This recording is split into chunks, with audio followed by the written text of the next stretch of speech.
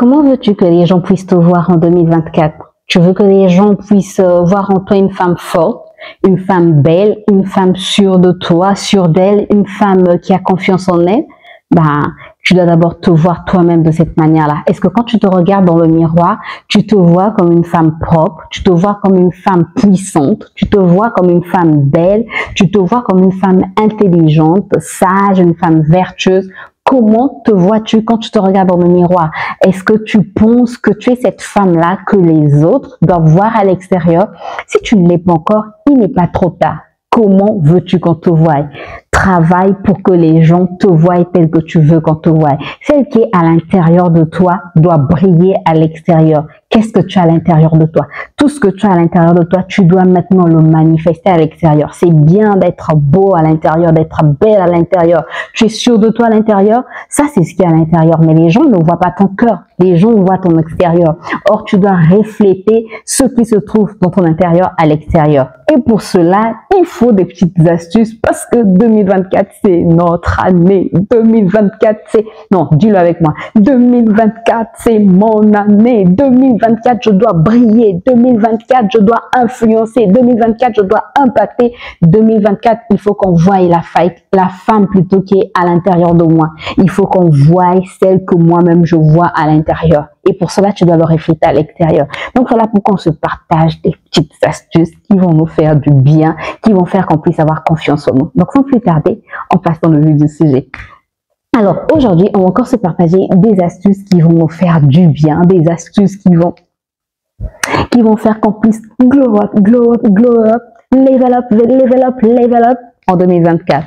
Alors, aujourd'hui, la première astuce que je vais te partager, on va encore parler de la clean, du nettoyage, de la propreté, des choses qui font qu'on se sente bien, mais que les autres aussi ne se disent ah, cette femme-là, quand elle est là, elle me dérange. Cette personne, quand elle est à côté, elle me dérange. Elle sent pas bon quand elle parle. La laine est mauvaise quand elle dit... Bref, je n'aime pas être à côté de cette personne parce qu'elle me dispose. Non. Maintenant, les gens doivent apprécier ta compagnie. Et pour cela, il faut un minimum de propreté. Donc, c'est pour ça qu'on se partage des astuces. Alors, la première astuce que j'aimerais te partager aujourd'hui, c'est... On va encore parler des aisselles. Je vais te donner une astuce très simple pour nettoyer tes aisselles, pour ne pas se sentir mauvais au niveau des aisselles. Au moins une fois par semaine, nettoie tes aisselles avec, comment ça s'appelle? Avec du citron, du jus de citron. Prends le jus de citron au moins une fois par semaine. Tu appliques sous tes aisselles, tu appliques, tu laisses poser. Avant de prendre ta douche, tu laisses poser au moins une dizaine de minutes. Après, tu vas prendre ta douche. Tu vas voir que ça va t'éviter vraiment les mauvaises odeurs. Si tu n'aimes pas utiliser les déodorants comme moi parce qu'ils sont bourrés de sel d'aluminium et on dit souvent que ça provoquerait le cancer du sein, le citron sera vraiment ton ami. Le citron sera ton ami pour éviter les mauvaises odeurs. Applique du jus de citron sous tes aisselles au moins une fois par semaine, sinon 2 fois par semaine pour éviter les mauvaises odeurs en dehors du gommage que tu peux faire, en dehors du bon nettoyage que tu peux faire de tes aisselles. Ça va faire du bien. La deuxième astuce que j'aimerais te partager, tu sais, il y a certaines personnes, moi ça m'arrive de parler avec une personne et tellement que la personne dégage une mauvaise haleine, soit je regarde ailleurs, soit j'ai envie que la conversation prenne vite fin. Tu vois, soit tu es là et parfois tu peux même dire j'ai quelque chose d'autre à faire parce que ça te dérange. Mais la mauvaise haleine, ça dérange. Qui peut supporter une mauvaise haleine? Et c'est pas évident de dire à quelqu'un que tu n'as pas une bonne haleine. Sincèrement, c'est pas évident parce que on trouve que ça va faire mal et parfois la personne ne va pas bien le prendre. Tu peux le dire à ton conjoint, mais même à son conjoint, c'est parfois difficile de dire que tu as une mauvaise haleine. Mais à son conjoint, il faut le dire. Mais c'est vrai que c'est pas à tout le monde qu'on peut dire que tu as une mauvaise haleine. Donc toi-même, fais souvent ça. Une astuce, quoi. Tu fais ça. Ça va revenir et tu vas sentir si tu as une mauvaise haleine. Déjà, une chose, se brosser les dents au moins 2 fois par jour, le matin et le soir. Comme ça, si tu es marié, tu ne disposes pas l'autre en fait dans le lit. Non, il faut éviter d'indisposer. Ou le matin quand tu te réveilles, ton haleine, quand tu dis bonjour, oula. Tu sais, parfois même quand tu pries, Dieu se dit mais oh, grâce, tu n'as pas senti ton haleine, vraiment, elles sont pas bon. Non, il faut éviter ça. Donc pour cela, prenons la peine de nous brosser les dents au moins 2 fois par jour. Sinon, il est recommandé de se brosser à chaque repas, mais c'est pas toujours évident parce que parfois tu manges à l'extérieur. Donc, au moins 2 fois par jour, tu te brosses bien les dents. Après, quelque chose d'autre à faire, les bains de bouche. Tu n'es pas obligé d'aller acheter les bains de bouche qu'on vend en pharmacie. Ça coûte assez cher. On veut faire des économies, hein? On veut pas dépenser de l'argent comme ça. Hein, c'est pas que qu'on en a trop et puis on commence à jeter par la fenêtre. Les bains de bouche, tu peux faire avec de l'eau salée ou de l'eau avec du bicarbonate. Tu fais du gargarisme. Tu sais comment on fait du gargarisme? Tu mets et tu fais et tu craches. Tu craches. Quand tu te brosses les dents, c'est ce que même je dis à mon fils.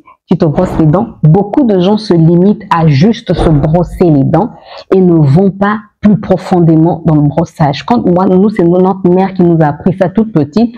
Quand tu te brosses les dents, la langue, tu vois, quand le matin, souvent, tu as des trucs blonds sur ta langue là. Faut brosser. Dernièrement, je lisais quelque chose d'un dentiste qui disait, faut pas brosser la langue. Ah!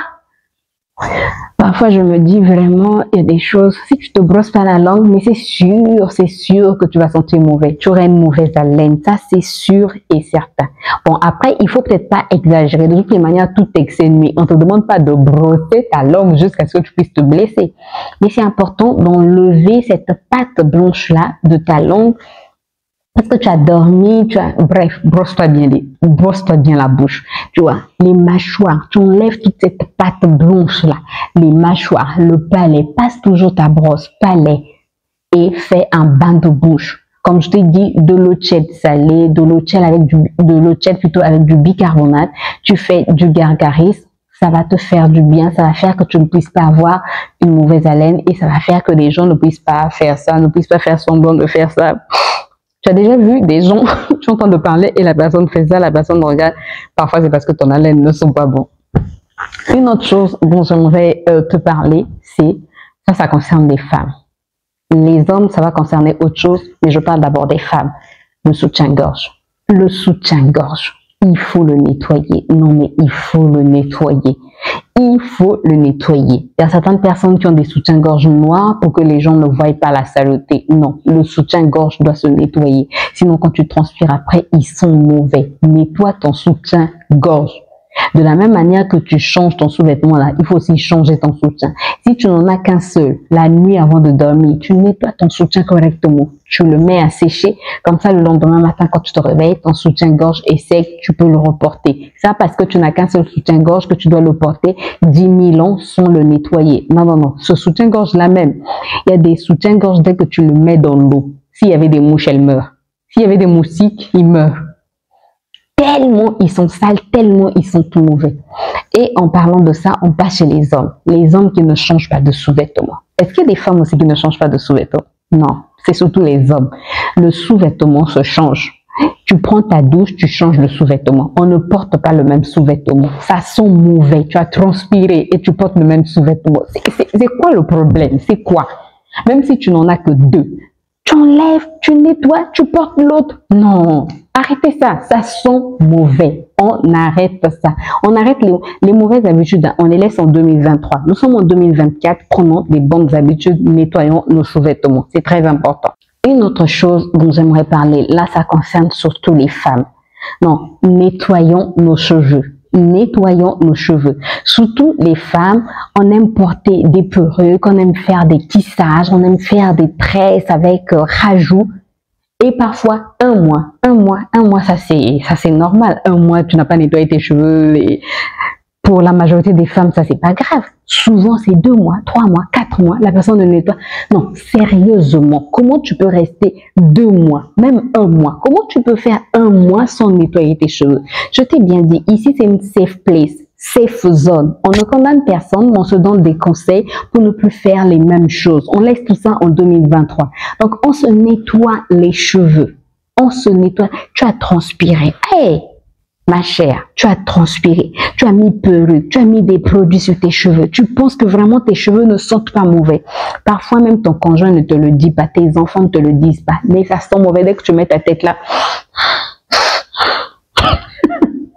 Non, arrêtons ça et nettoyons nos cheveux. Faisons au moins un shampoing toutes les 2 semaines. Si tu ne peux pas le faire toutes les semaines, au moins toutes les 2 semaines, fais un shampoing, fais un masque. Ça ne coûte plus cher. Tu achètes du savon noir, c'est moins cher, c'est économique, c'est naturel et c'est bon pour ta santé. Tu nettoies tes cheveux au savon noir.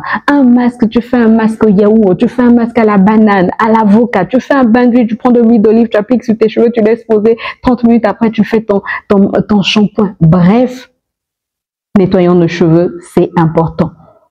Une autre chose dont j'aimerais parler, ça concerne tout le monde, les oreilles. Yeah! Ah, Seigneur! Prends maintenant la peine de regarder les oreilles des gens. Bon, quand on a des perruques comme ça, c'est difficile, mais prends la peine de regarder les oreilles des gens. Parfois, tu regardes les oreilles. Tu vois, comment ça s'appelle? La suie, je pense. Tu vois la suie dehors, là, tu la vois. Non, non, non. Ça, c'est plus possible. En 2024, on arrête ça. On arrête ça. Parce que tu seras tout le temps en train de cacher tes oreilles, en train de faire ça, en train de porter des perruques pour cacher. Non, non, non. Tige coton, là, ça coûte pas cher. Nous, quand on était même petite, on prenait tige d'allemette parfois. Tu mets un peu de coton et tu nettoies. C'est important de nettoyer ses oreilles. Même quand tu te laves et quand tu prends ta douche, je vais te montrer quelque chose. L'arrière, là, des oreilles. Prends la peine de regarder l'arrière des oreilles de certaines personnes, hommes comme femmes. Prends la peine de regarder. Tu vas voir qu'il y aura un trait noir derrière l'oreille. Non, ça, c'est plus possible. Nettoyons. Quand tu prends ta douche, tu passes ton frottoir derrière ton oreille. C'est très important. Et même au niveau du cou, des plis là. Et même au niveau des coudes là. Les plis là. Les plis là, il y a des gens qui ont des traits noirs. C'est la saleté. Prends la peine de frotter. Tu vois, là. L'arrière des genoux aussi. Prends la peine de bien nettoyer. On doit être extrêmement propre. On doit être propre pour ne pas sentir mauvais. Donc, j'espère en tout cas que ces astuces ont pu t'aider. C'est tout ce que j'avais à te partager aujourd'hui, mais je trouve que la vidéo quand même est assez longue. Donc aujourd'hui, on va s'arrêter ici. Si toi aussi tu as d'autres astuces, n'hésite pas à les mettre en commentaire et on se retrouve prochainement pour d'autres secrets de femmes, pour se sentir belle, pour se sentir sûre de nous, parce que glow up, glow up, glow up, glow up, level up, level up. On va passer à un autre niveau en 2024. J'espère que la vidéo t'a plu, c'est le cas. N'hésite pas à me laisser des pouces en l'air, à t'abonner si ce n'est pas encore fait, à me laisser un petit commentaire, à partager, peut-être que ça peut aider d'autres personnes. Moi, je te retrouve très bientôt dans une nouvelle vidéo. D'ici là, prends soin de toi et porte-toi bien. Bye bye.